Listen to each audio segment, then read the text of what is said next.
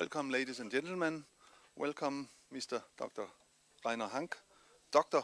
Reinar Hank. It's a pleasure to see so many people here appearing today. Dr. Reinar Hank has come the whole way from Frankfurt, and we are happy that you could be here. Dr. Hank has studied Theologie, Philosophie und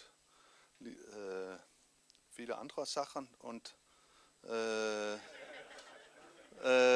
since 1988, you have been part of the Wirtschaftsredaktion or financial section of the Frankfurter Allgemeine Zeitung. Frankfurter Allgemeine Zeitung is one of the most serious German newspapers, and you have also been visiting scholar at MIT and at Center for European Studies at Harvard University, and also for a short time at the Berliner newspaper Tagesspiegel, not the Tageszeitung, but the Tagesspiegel. Reinar Hank has written several books. In 2000, the book Das Ende der Gleichheit, a book arguing for more competition in the economy and in the society, and with a critical look at the Sozialstaat, or the big government, if I may summarize your book so briefly. In 2009, Reinar Hank wrote Der amerikanische Virus, wie verhindern wir den nächsten crash, and this is a book which has been translated into Danish by Jens Elleker, and which appeared in December last year, for 2 months ago, I think. And now in Danish, man kan købe bogen for 100 kroner her hos Jens Elleker. Det er halv pris i forhold til udsalgsprisen. Jeg kan også gøre det lige efter foredraget her. Reinar Hank will speak not only about the financial crisis, which we announced so far, I've understood you, but especially about the international monetary system and the euro. And that's a very hot issue nowadays. So welcome to CEPOS, Dr. Reinar Hank. We are looking forward to hearing you speak.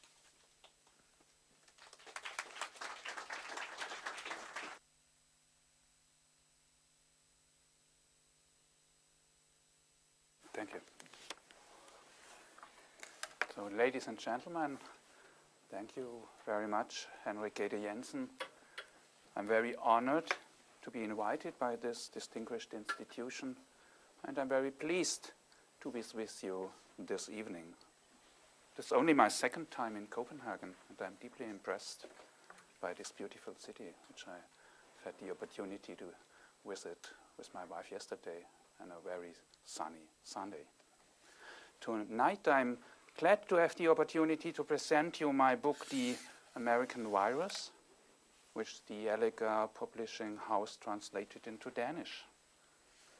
Something has come out of control in the world economy, but I don't want just to summarize the book. However, I would like to point at some parallels between the financial crisis, which we experienced 2 years ago, and the euro crisis, which we are confronted just now, at least we in the eurozone. Luckily, and luckily not so much you in Denmark. That's why the title of my talk is Debt Capitalism, from Financial Crisis to the Euro Crisis. In May 1873, a real estate bubble burst on the Vienna Stock Exchange. Investors panicked, from aristocrats to the high bourgeoisie and ordinary people. They all panicked. Previously high successful bankers and stockbrokers feared for their liberty and their lives. News circulated of suicides among members of the financial elite. In the autumn and winter of 2008, when Lehman Brothers collapsed and banks abruptly stopped lending each other money, there was also panic across all classes and countries. The shock was so great that people and companies stopped ordering new equipment and employment was in short supply everywhere. A financial crisis turned into a major economic crisis almost overnight. For a moment, the world came to a standstill back then, 2 years ago. It was an apocalyptic hour. The prophecies varied by temperament, from predictions of the end of the financial industry to the return of mass unemployment to the collapse of capitalism. A repetition at least of the Great Depression of the 1930s, when gross domestic product declined for a time by 25% and unemployment exceeded 30%, seemed a realistic scenario to more than a few. Today, we know we have escaped again. We have escaped the end of capitalism. But what did we, especially we in the Eurozone, get instead? We came out of the frying pan into the fire. We came from the worst economic and financial crisis after World War II immediately into another crisis, which was completely unknown as yet, a severe fiscal crisis, called, as Paul Krugman recently put it, the Euro mess, or the tragedy of the Euro. It is a crisis of the states within the Eurozone. The creation of the Euro was supposed to be the finest moment in a grand and noble undertaking, the effort to bring peace, democracy, and shared prosperity to our continent. But the tragedy of the Euro mess is that all this now is in great danger. Is the Euro crisis a direct consequence of the financial crisis which we experienced 2 years earlier? It is, and it is not. On first hand, it looks like it, since during the financial crisis, states felt obliged to recapitalize banks and to install stimulus programs in order to keep the economy on track.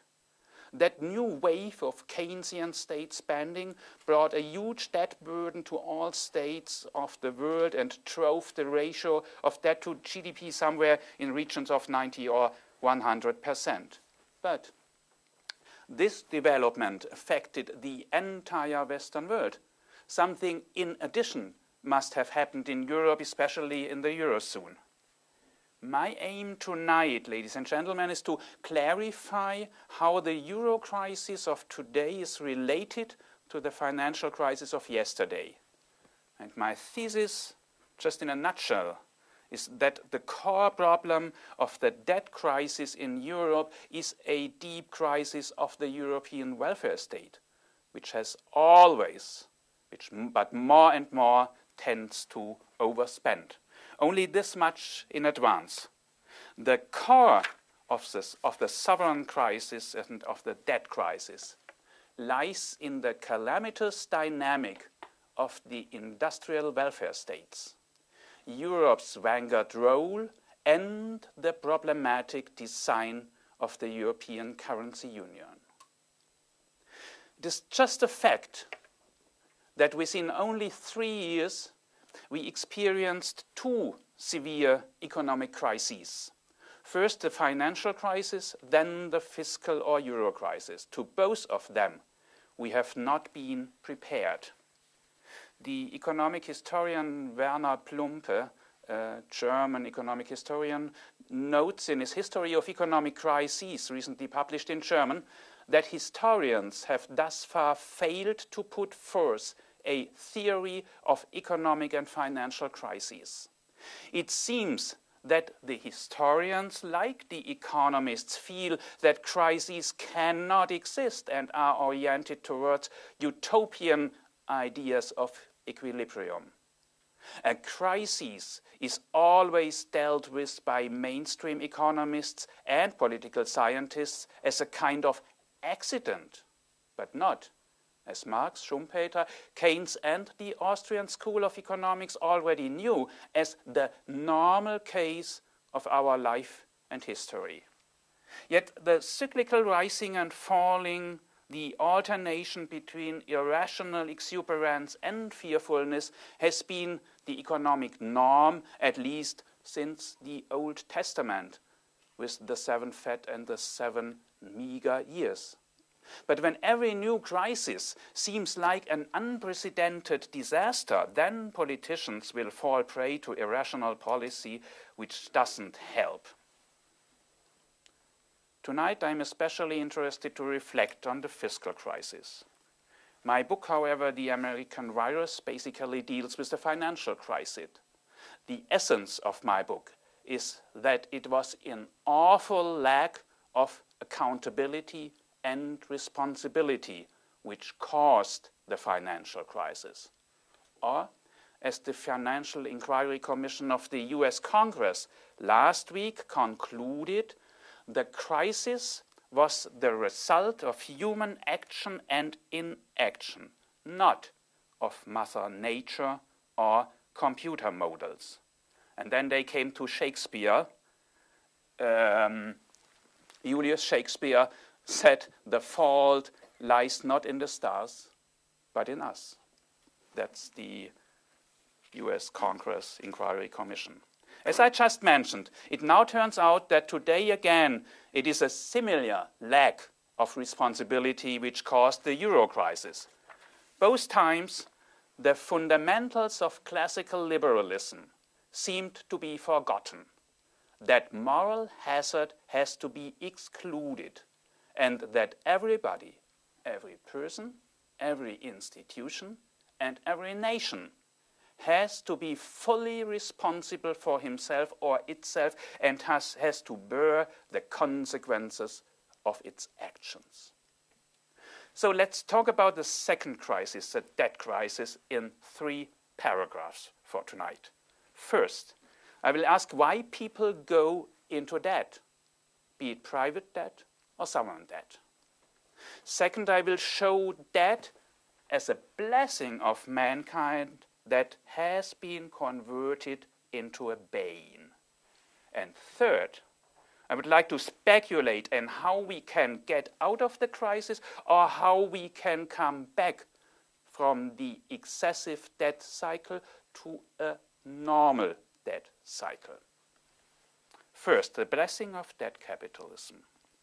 The financial system is the center of capitalism. Ideas without money are sterile. Nothing can come out of them. It is credit that first gives small-scale entrepreneurs the chance to bring their ideas to the market with no or very little capital of their own. Credit provides leverage to an entity's own capital, allowing returns to increase considerably. To be sure, this only functions when a debtor can service his borrowing. Outside capital maintains discipline inside a business. This is because it compels efficient and creative management. The creditor is always on the debtor's back, demanding payment of interest in exchange for entrusting the debtor with money. No wonder that the German sociologist Max Weber called interest the highest form of human rationality. In contrast to private parties' debt, however, sovereign debt is never secured by collateral. If Greece fails to service its debt, its creditors will not receive the Aegean Islands or the Acropolis. The creditor of states thus has less security than the creditor to a private entity. The problem of the lack of a state collateral has often been neglected on the grounds that states supposedly cannot go bankrupt. Yet the onset of an acute sovereign debt crisis now in Europe makes it necessary to discuss this issue. Again, why do people or nations lend each other money? The simple answer is because only with borrowing can they maintain and in the long term improve their desired standard of living. By lending, they invest.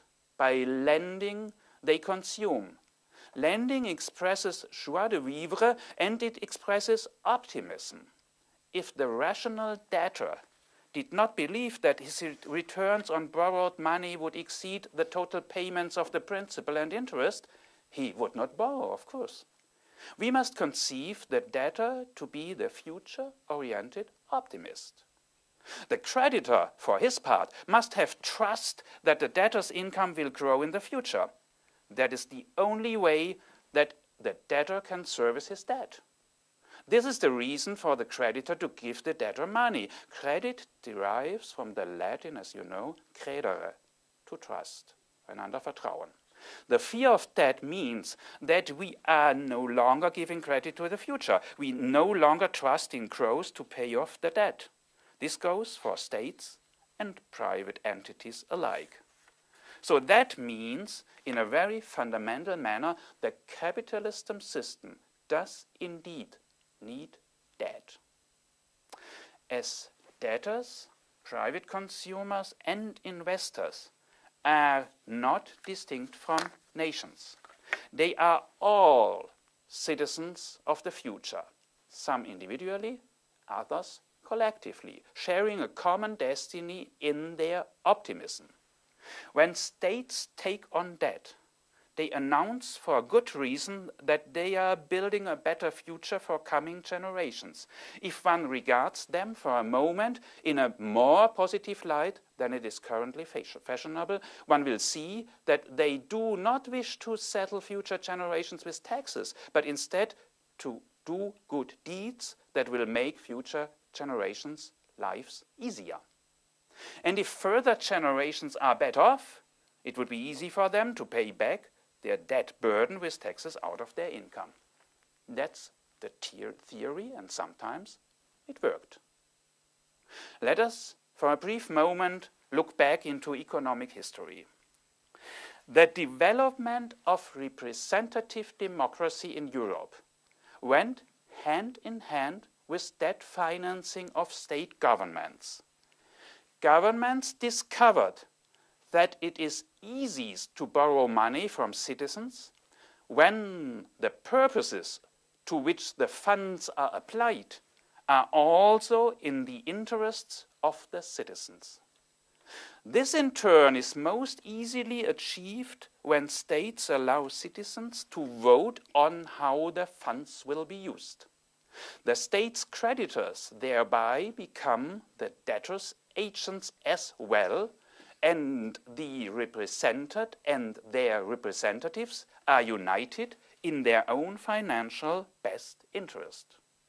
The citizens are interested in ensuring that the state doesn't play fast and loose with the money they have lent. The result was the birth of modern representative democracy in northern Italy in 15th and 16th century. And the hero of this democratic state is the so-called citizen creditor, who gives his money to his and its state.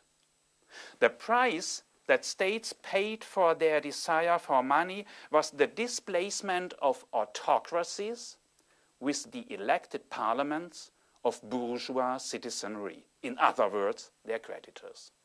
So the birth of modern democracy and the birth of citizen creditor went hand in hand. Something must have happened since, sadly to say.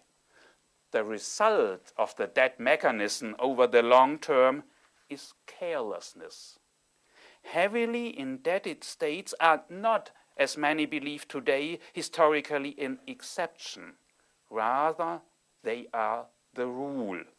For centuries, the financial needs of states have been driven to extremes by the ruling aristocracy's demands for luxury, and they have been driven by wars. Wars always overwhelmed the financial strength of states, and states always and often ran into bankruptcy and refused to pay back their debt, or at least paid back only a small fraction of their debt. The question remains as to why creditors remain ready to give their money to states despite the outcome having so often been so bad. The willingness could result from a certain historical forgetfulness in human nature. Current interest rates are tempting and the risk of loss currently seems low. For me, it's more convincing, however, to suspect that sovereign debt remains a rational investment despite the probability of state bankruptcies, in particular when long-term losses are already priced into the interest rate. Then the interest would be appropriate to the risk and returns would remain positive in spite of losses. So that was my first paragraph in which I tried to argue that debt is good for mankind. And in times of classical liberalism, let's say from the 16th to the late 19th century, it doesn't work well, but more or less it worked. Coming now to my second paragraph, the crisis of sovereign debt as crisis of the social welfare state and as a crisis of the common European currency. So both crises are add-on.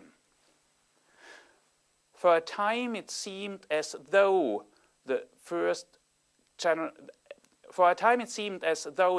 great financial crisis of the 21st century had both revealed market failures and made visible state strength.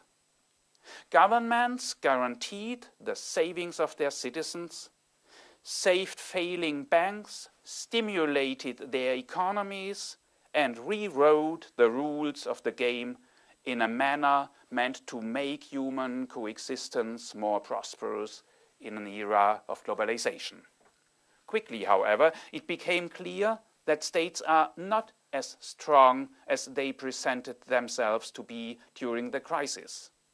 This is because the task of saving the financial markets that states took upon themselves proved pricey.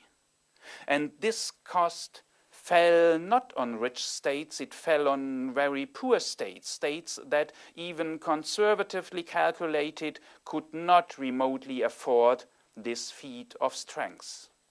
This is because most, although not all, states already impose a high burden of fees and taxes on their citizens, in particular on those who can pay, namely the rich. In addition, in recent decades, the states have all accumulated debts to such an extent that now their entire new indebtedness is required only to make interest payments. So in Germany it is the case. This feeds a so-called Ponzi scheme. And Ponzi scheme, that is the way in which Bernie Madoff in the US had designed his business, luring the money of new clients in order to serve the requirements of the old clients. That's the way the late welfare state, especially the late European welfare state, now works. National governments, in particular the Western welfare states, have long vastly exceeded their means in the tasks they have taken on. Not only do these governments guarantee security domestically and internationally so that their citizens can live in and work in peace, but they also zealously seek to do numerous other things. They finance education from infancy to university and more. They are responsible for cultural matters. In Germany, there is a public-funded theater which orchestra and companies of actors and dancers in every mid-sized provincial town. It's fine. States subsidize everyone and everything, from banks to farmers, coal miners to bishops, from cradle to grave. Above all, the state sees itself as obligated to oversee social matters. Nearly half of the German federal budget of 300 billion euro in the last year went into the accounts for Arbeit und Soziales, for labor and social programs. The problem is that withdrawing even a single kind of social service costs the ruling parties a great many votes. This is the fate that dominates the social welfare state. Every spending cut resulting from tightening budgets and austerity programs and slowing the accumulation of debt falls prey to the verdict of social coldness. What is dangerous for every government? And that faces the punishment of withheld votes. Thus no politician dares to cut pensions, even as the salaries of the workers who finance pensions are shrinking. Politicians prefer to make up the difference with state funds deriving through debt financing. What is crucial? Citizen creditors, as we got to know them, citizen creditors have lost control over the state as debtor. A state fighting a war can more easily be controlled by creditors than can a social welfare state. Wars always have an end, happily, luckily. Yet the logic of the social welfare states is to be unlimited in time and insatiable in expense. The social welfare has no end. It has destroyed the previously healthy relationship between bond creditors and state debtors, or to put it in another way, it has made the citizenry addicted to the state's good deeds and cut these very citizens off as creditors. I use this interruption. What is the result of this unhealthy situation? Citizens have increasingly left the financing of sovereign debt to the banks and to the capital markets, which have gladly leapt into the breach to act as financiers to the state. After all, it is their business, banks and capital markets, to do deals. Over time, financing states has become an increasingly risk-free business for them. The banks and financial markets know that they will always be bailed out by national governments if their loans are in danger. That happened during the financial crisis, and it is happening now in the sovereign debt crisis in the Eurozone.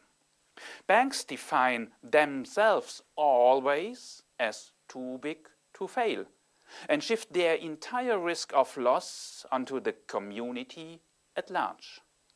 The implicit state guarantee claimed by the banks, we are too big to fail, so you have to rescue us.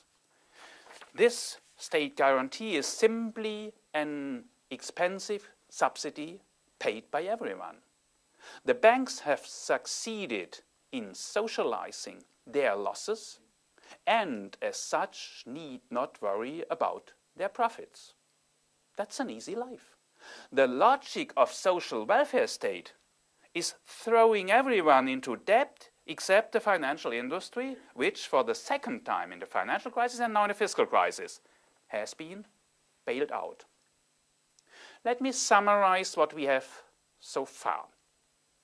Financing states with sovereign debt that's very important for me, is a good thing as long as creditors have control over their debtors.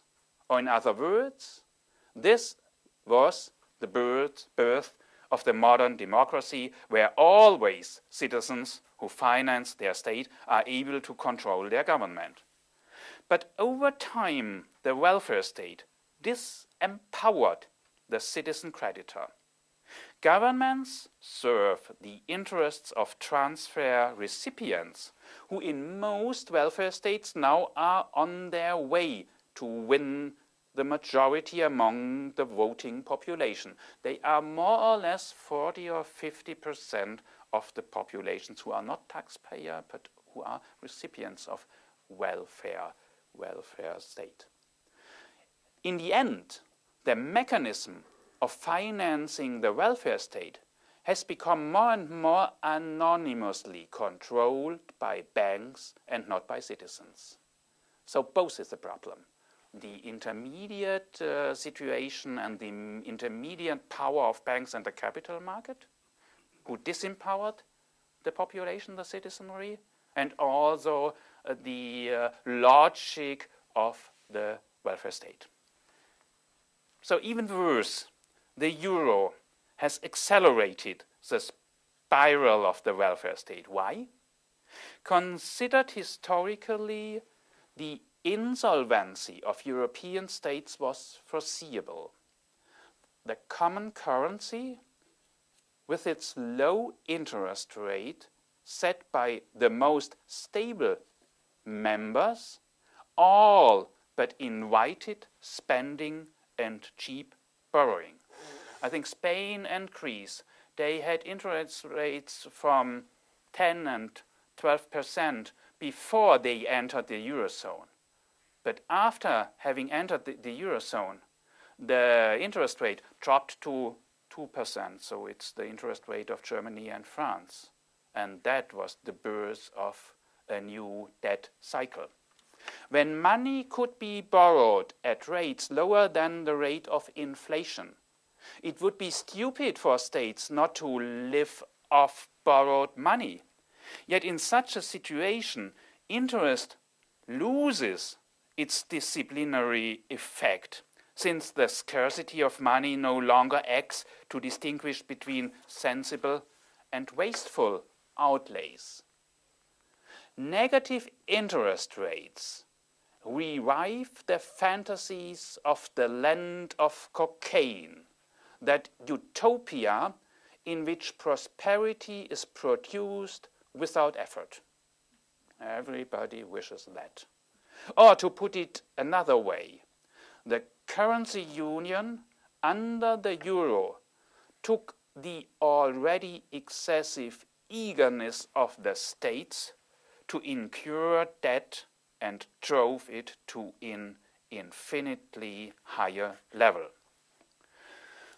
What is even more dangerous in Europe today, in contrast to sovereign debt crises in the past, is the so-called solidarity of the euro countries, which is both constitutionally forbidden.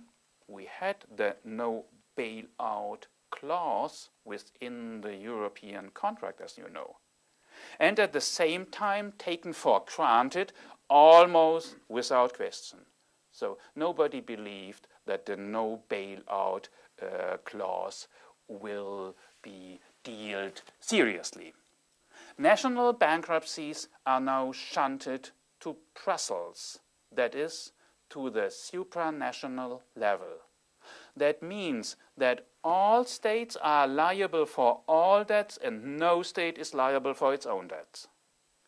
Even states with relatively solid economies, such as Germany and France, have been forced into this community of liability, or of not liability for his own.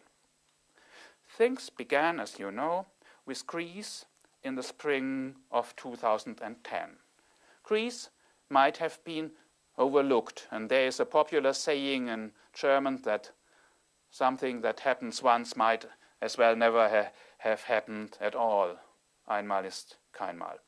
But Ireland's difficulties strained solidarity significantly more. And now there are speculations about Portugal, Spain and Italy. These countries are entirely different in size. Italy at 1,800 billion euro in obligations is the largest debtor among the euro member states and presumably must raise 340 billion euros this year. Spain needs at least half that amount if the markets or in other words, people ready to finance such countries, now demand correspondingly greater interests to reflect the risk. This shows not only concern that debtors cannot pay back the money, but also the suspicion that such volumes of money far exceeded the EU funds for rescuing troubled states. Europe now provides a fund, as you know, of 750 billions of euros. 750 of billions. And there are ongoing talks that even this amount is not sufficient. France and Germany is going to calm down these talks, but they came out, and there are reasons why they came out every week and every week. It is still an open question as to whether the race to save states is an act of expensive but altruistic solidarity or an egoistic attempt to avoid a new round of direct bank bailouts in France and Germany. The aid given to Ireland again revealed this ambivalence. This is because German banks and insurance companies are not least among those who lend money to the crisis countries. And if things were permitted to proceed along their ordinary course, German banks and insurance companies would lose money when the debtors, that means Irish banks and the Irish states, when the debtors are no longer able or no longer inclined to pay. But we suspended this process and rescued the states with the money of the people, with the money of the taxpayers. Solidarity, regardless of whether it is motivated by altruism or egoism, has its price. Of course, everything has its price in the world. The core of the European idea has been destroyed. I'm sure it's now destroyed. Neither a union of transfer payments nor a union of liability was ever envisioned in the European idea. More importantly, since its inception, the European Union has chosen to bind itself to automatically applicable rules.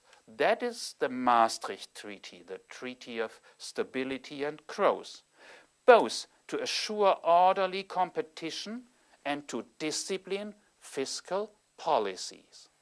These rules exist in the knowledge that politicians can be seduced by their thirst for votes.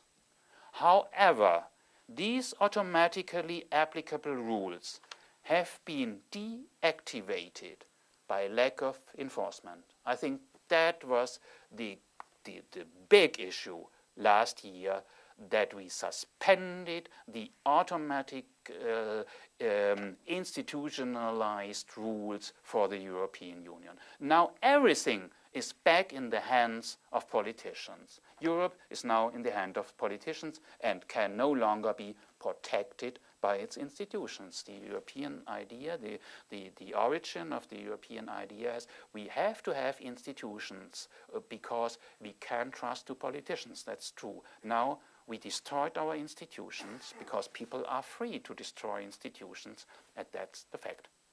So, well, I come to my last point, and it's what's to be done. Viewed alongside the dramatic crisis of sovereign debt, the financial crisis that I described in my book, The American Virus, pales in comparison. The financial crisis did not cause the crisis of the states, but the financial crisis has decisively intensified the sovereign debt crisis. On the one hand, this is because of the billions spent on Keynesian economic programs, something I have not discussed tonight. These programs have added considerably to the state's debt load. And on the other hand, the solidarity-based rescue package for their states have also cost billions and enlarged the debt burden. So the already heavy debt burdens of states caused by their welfare programs has also been overwhelmed by the financial crisis. So what should and what can and what will be done? I see three plot lines. First, I want to call exit. Either one of the indebted states or one of the creditor states leaves the Eurozone. That would give the debtor states the chance to devaluate their currencies and to mitigate and moderate the tough implications of the austerity regime under which the bailout brought them, and what can you see now, especially in Greece. To leave the Eurozone, of course, has its cost as well, and they are high and heavy. But it is, as many political want to say or make believe us, it is not impossible, as they say. If, for example, Greece would escape the euro, its exports would become cheaper on the world market. It could improve its competitive capacity enormously and must not only do that with its domestically austerity program. And on the other hand, if, for example, Germany would leave the Eurozone, which at least 1/3 of our population would prefer, there are other polls that more or less 50% of the German population would like to leave the euro. And I think in Denmark, nobody would like to join the Eurozone just now. If Germany would leave the Eurozone, then the Bundesbank could come back to monetary policies that fit precisely to Germany. That's accountability. Of course, we would have to revalue our currency, and that would damage our exports. But that would mirror the fair value of the European currencies. And, by the way, the negative effects of a revaluation are frequently overrated, especially from politicians and from CEOs, of course, since there are many effects which go into the opposite directions and which are not discussed. Half of the German exports consists of material inputs that are imported. And these imports would become cheaper after a revaluation, of course. So I think not you, but we should not stigmatize the way back to national currencies. And in history, often that happened. You can be a good European without the euro. Why should we bind the European idea and the free market and peace and whatever within Europe to a currency, to a kind of technical institution? And Europe can be prosperous, I'm sure, without the euro. But of course, they have to have open borders and a free and open market. But sure, I'm not an utopian, and I know that the alternative, the exit possibility may be economical possible and maybe economical a good way, but and it's economically feasible, of course, but politically it is not realistic just now. Let's see what is in 2 years and 3 years and 4 years. I'm not sure, because the debt burden of all states went on and is going up, because what they are now receive is liquidity to better conditions from the European currency, but it's liquidity to pay back, not to pay back their tax, their debt, but its liquidity to take new debts.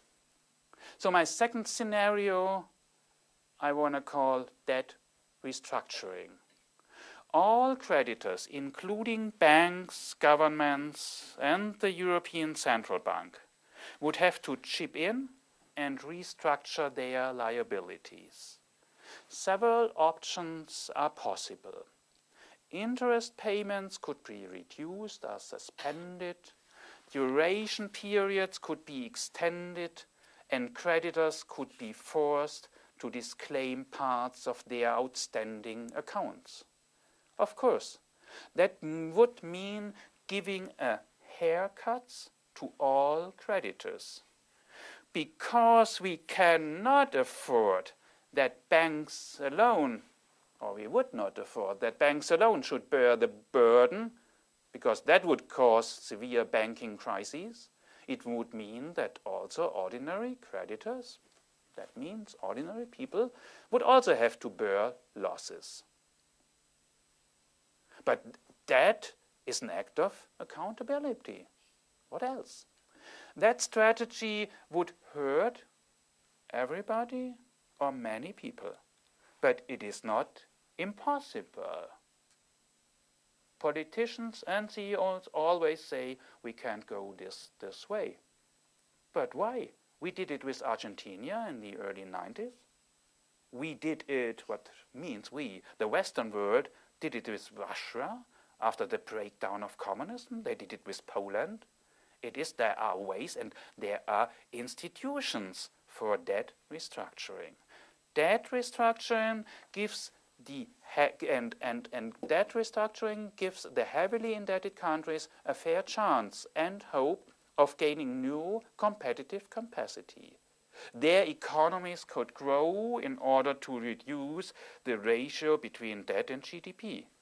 Otherwise, the IMF figures show otherwise Greece will experience its peak, its debt peak, in the year 2014 with a debt to GDP ratio of 165%. And that is counted with the current austerity programs, not without the current austerity programs. Coming to my last point and the last scenario, what I want to call muddling through. But officially, it's called deepening the European Union. That, I'm afraid, is the most likely, and on the other hand, the worst possibility. After Greece, Ireland, Portugal, and so on, we save some more indebted states. The costs will exceed the benefits, and the mood against Europe will grow on further. That's what you can see in core Europe, in France and in Germany. The European Union will be converted into a transfer union. That means into a huge welfare state with its transfer mechanism, where every country has to pay for every country, and no country is responsible for its own budget. Everybody lives at the expense of his European neighbor.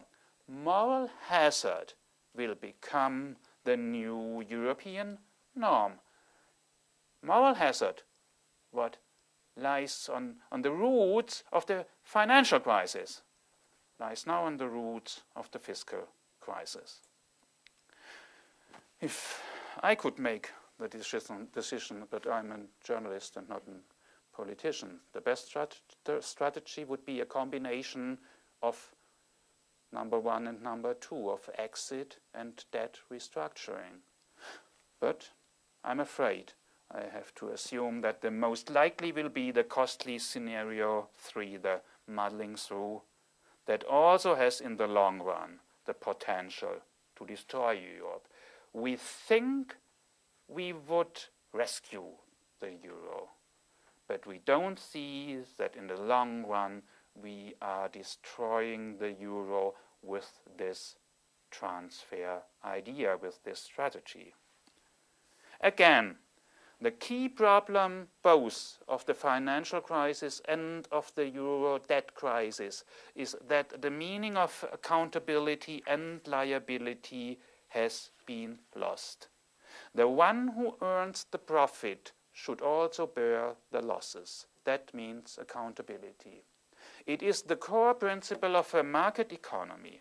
Banks and states were allowed to bet on moral hazard. That's the problem. Both banks and states expected to be bailed out when they came into dangers in the financial crisis and in the fiscal crisis. This heavily triggers irresponsibility. Responsibility and liability are the core principles of the German social market economy as it was founded in the 50s from the so-called Freiburger Schule.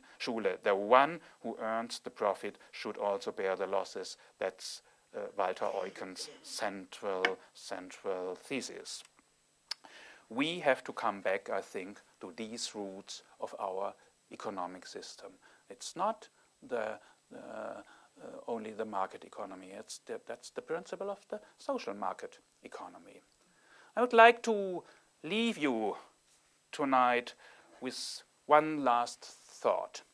Si les tailles forts il nous écrase, si les faibles nous périsseaux, wrote the French author Paul Valéry. If the state is strong, it crushes us. If it is weak, we perish. It would seem that we cannot escape that trap. But let us hope that someday a state will arise that never destroys nor oppresses us, and that someday we come back to a world, even to a world of debt capitalism, in which the principle of responsibility and liability will count again. I do thank you for your attention.